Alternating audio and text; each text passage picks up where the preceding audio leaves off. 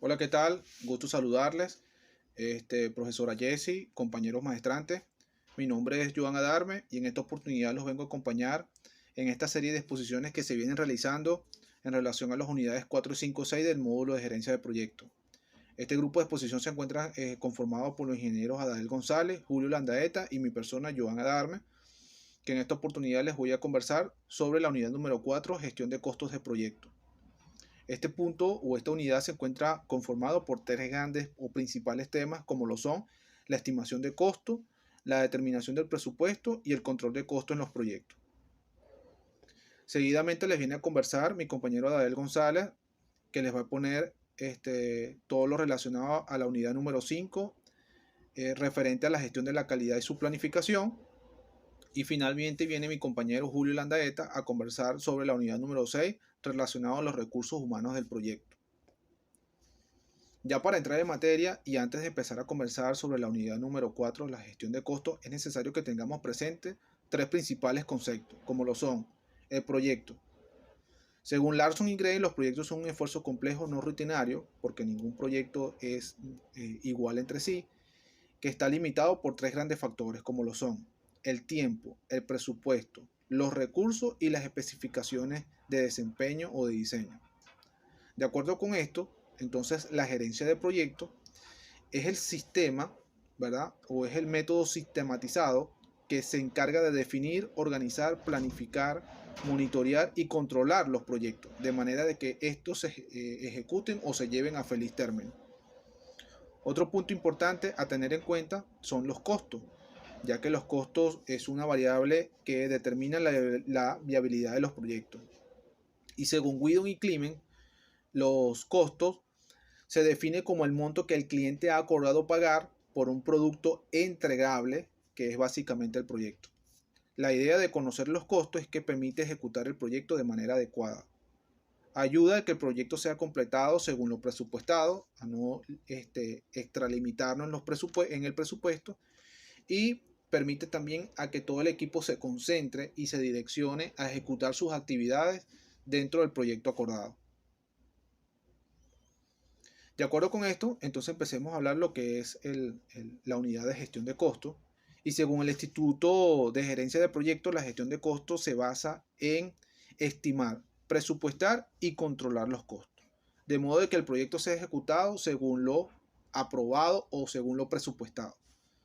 En ese sentido, los elementos que conforman la gestión de costos son la estimación, el presupuesto y el control de costos.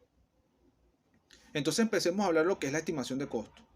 Es la primera etapa de la gestión de costos y es la fase en la que se hace una aproximación de los costos de las actividades o paquetes de trabajo que se necesitan realizar para completar el proyecto.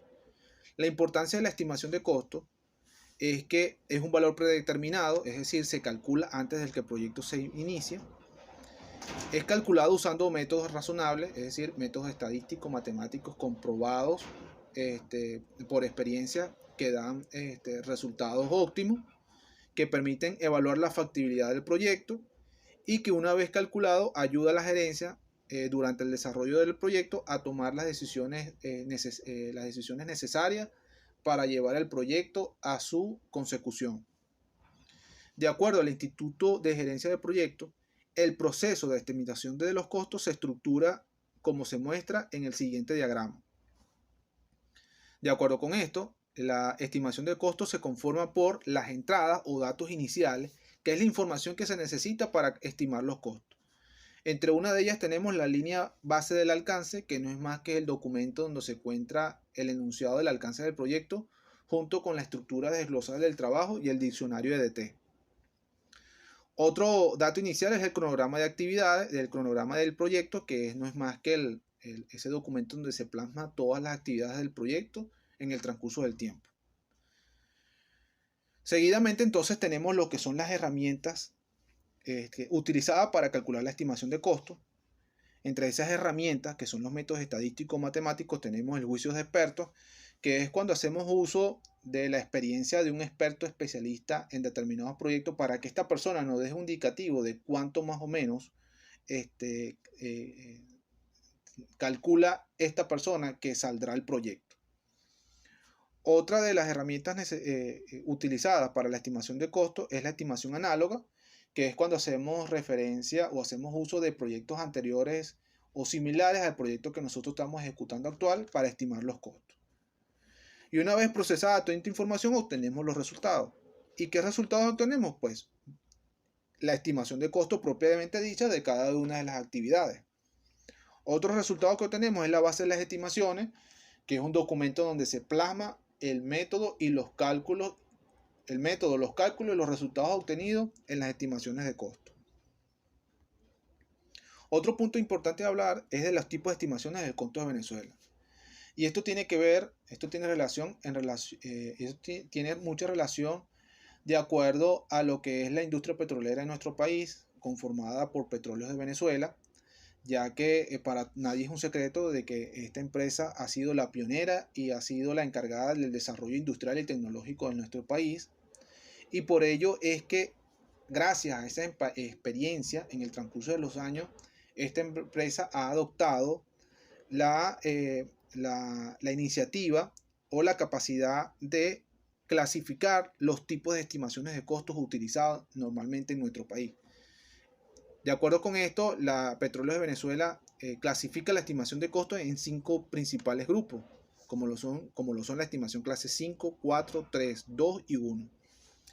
Para hacerle mención de las características de algunos de ellos, tenemos la estimación clase 5, que es un estimado que se utiliza cuando se están evaluando la viabilidad de varios proyectos al mismo tiempo. Este tipo de estimación no es muy exacta, utiliza muy poca información para calcular la estimación, por ejemplo, el tipo de planta o de industria a construir o la capacidad de producción del tipo de planta, y entonces en base a esa información calculan los costos estimados. Por eso es que la precisión de este tipo de estimación está entre el 25 y el 75%, no es muy exacta. Otro tipo de estimación muy importante y relevante es la estimación clase 1, que este tipo de estimación se utiliza cuando se tienen las especificaciones básicas de diseño de algún prototipo o dispositivo mecánico. Normalmente este tipo de estimaciones se utiliza cuando es necesario la construcción previa de un dispositivo mecánico para medir su desempeño y su rendimiento. Pero esta construcción previa nos permite hacer una estimación exacta, ya que el dispositivo mecánico se encuentra construido ya y se tiene la lista de materiales y de elementos que lo conforman, y esa lista permite hacer los cálculos para la estimación de los costos de cuánto cuesta o cuánto sale producir ese dispositivo en serie. Por eso es que esa estimación es más precisa y su precisión se encuentra en el menos 5 y el 5%. Otro tema importante en la gestión de costos tenemos la determinación del presupuesto, que no es más que sumar todos los costos estimados de las actividades o del paquete de trabajo individuales para establecer un costo total de todo el proyecto. Según el Instituto de Gerencia de Proyectos, el proceso para la determinación del presupuesto lo explica en el siguiente diagrama, que está conformado por los datos, las entradas o los datos iniciales. Entre los datos iniciales, los datos que se requieren para determinar el presupuesto es la estimación de los costos de las actividades, la base de las estimaciones y la línea base del alcance. Dentro de las herramientas utilizadas para la determinación del presupuesto, tenemos la suma de los costos, que no es más que una suma algebraica de todos los costos de todas las actividades estimadas.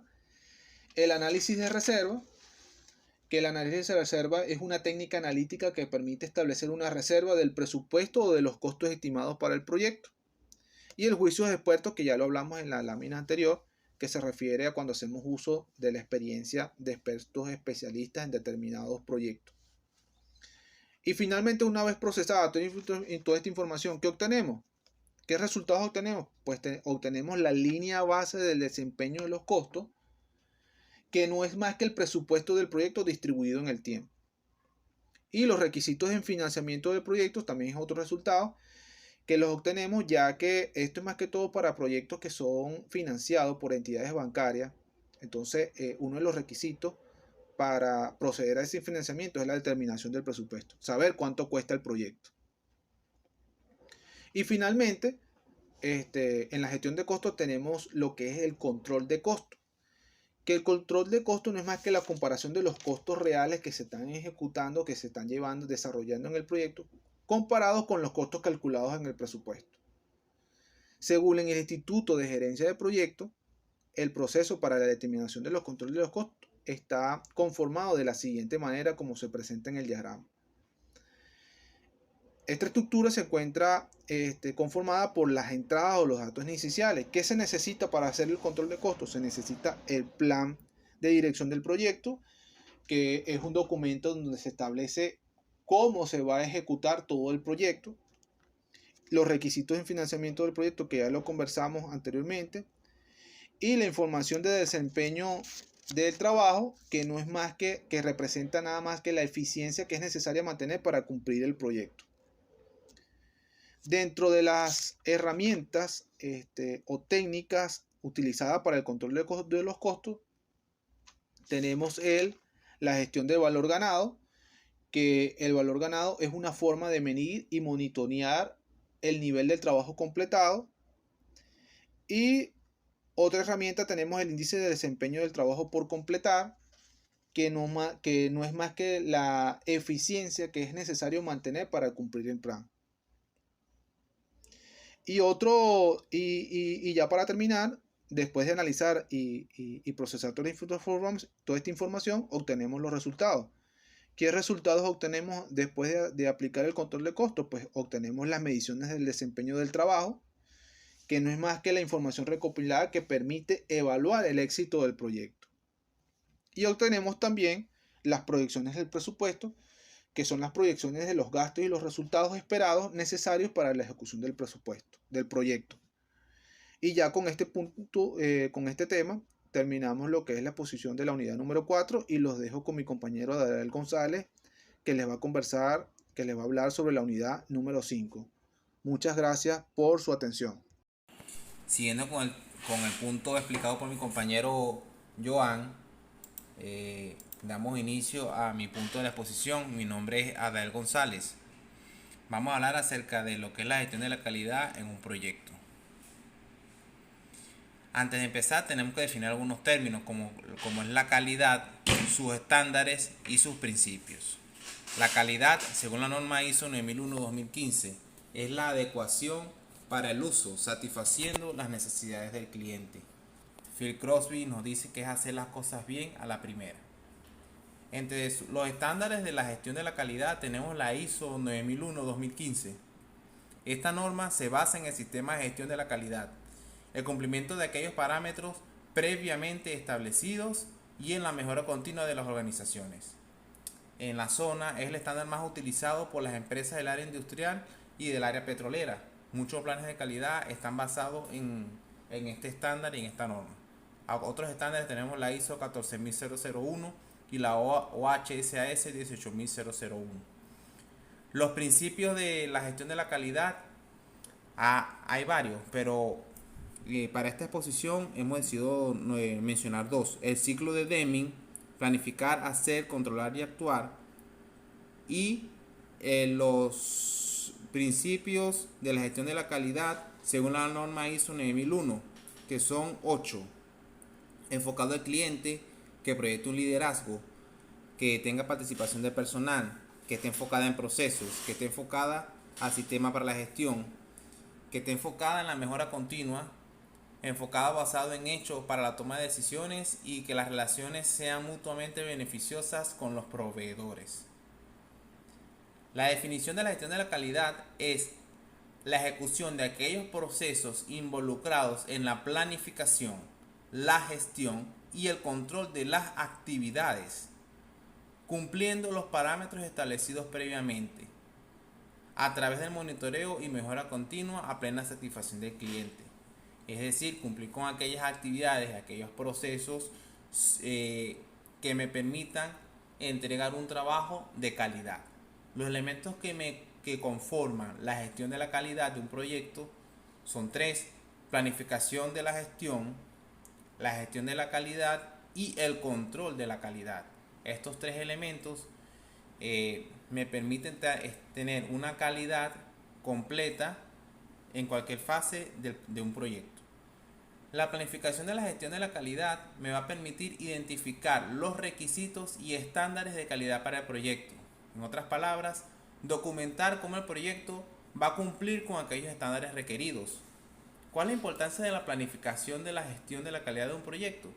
Me permite prevenir errores y defectos porque se va a establecer un estándar de calidad, se va a establecer procedimientos definidos que me van a permitir cumplir las actividades de una forma efectiva. También me va a permitir implementar auditorías de calidad de manera oportuna, periódica y puntual para prevenir cualquier error que pueda ocurrir durante la ejecución de un proyecto. El segundo punto de la gestión de la calidad es, como su misma palabra lo dice, la gestión. Que ya lo que vamos a utilizar ahí es convertir el plan de gestión de la calidad en actividades del proyecto que lleven incorporado las políticas de la calidad de la organización. En otras palabras, ya las actividades per se del proyecto van a estar definidas con un grado de calidad para garantizar que aquellas actividades se realicen según las normas y los procedimientos requeridos. El otro punto es el control de la calidad.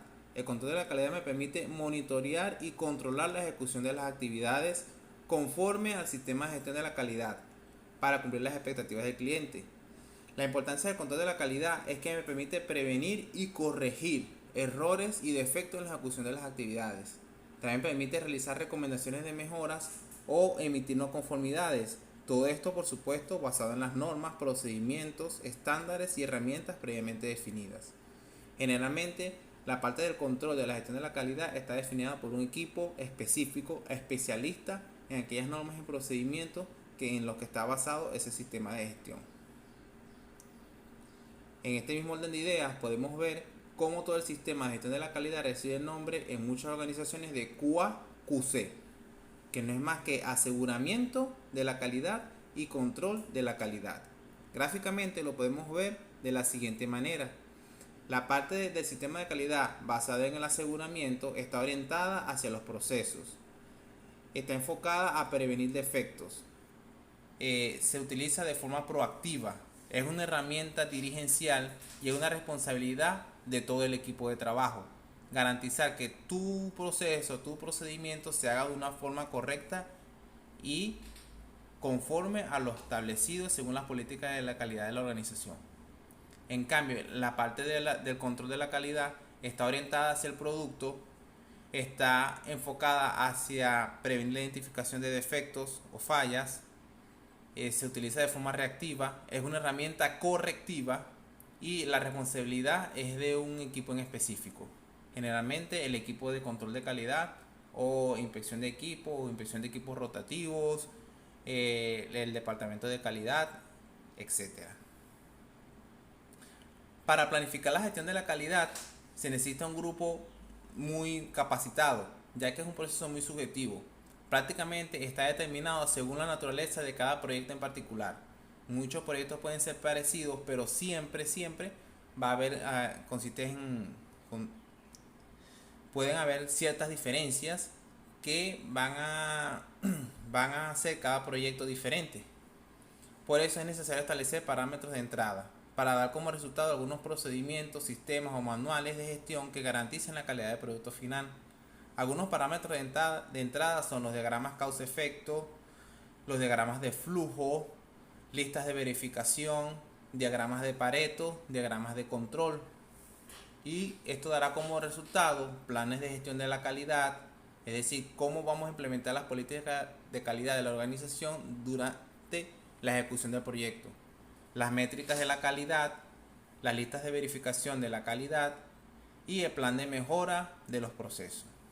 Bueno, muchas gracias por su atención. Saludos. Hola, por acá Julio Landaeta, continuaré entonces explicando con el módulo de gestión de los recursos humanos. Es indispensable preguntarnos qué es lo más importante de un proyecto, ¿verdad? Lo más importante de un proyecto son las personas que lo conforman. Para conseguir el éxito es necesario contar con un buen equipo de trabajo y además coordinar bien los esfuerzos. Los proyectos requieren expertos en temas concretos en cada momento de su desarrollo. En muchos de los casos, la composición del equipo cambiará dependiendo de la fase del proyecto y de su objetivo concreto, con el fin de adaptarlo a las necesidades específicas del momento. Sin embargo, otros integrantes del equipo deberán formar parte del proyecto sí o sí desde el inicio hasta el fin, para garantizar la continuidad del mismo. ¿En qué consiste la gestión de los recursos humanos? De una forma concreta y sencilla podemos decir que la gestión de los recursos humanos consiste en garantizar de que los recursos sean utilizados de una manera correcta y eficiente para el desarrollo de una o varias actividades. ¿Cómo realizar una gestión adecuada? Para que los recursos humanos de un proyecto sean gestionados adecuadamente, es recomendable seguir una planificación estructurada o una planificación estructurada en este caso en 3 fases. Mostraremos 3 fases en las cuales podríamos decir que se dividen en lo que es la identificación del equipo, identificar el equipo de trabajo. Luego de identificar el equipo de trabajo, adquirir el equipo, cómo voy a adquirir ese equipo de trabajo. Y la tercera fase, que es durante el desarrollo del proyecto, cómo voy a mantener de una manera eficiente y digamos amena el ambiente de trabajo durante el desarrollo. Tenemos entonces la fase 1, que es planificar la gestión de los recursos humanos, que no es más que identificar el equipo o quiénes van a conformar el equipo de proyecto.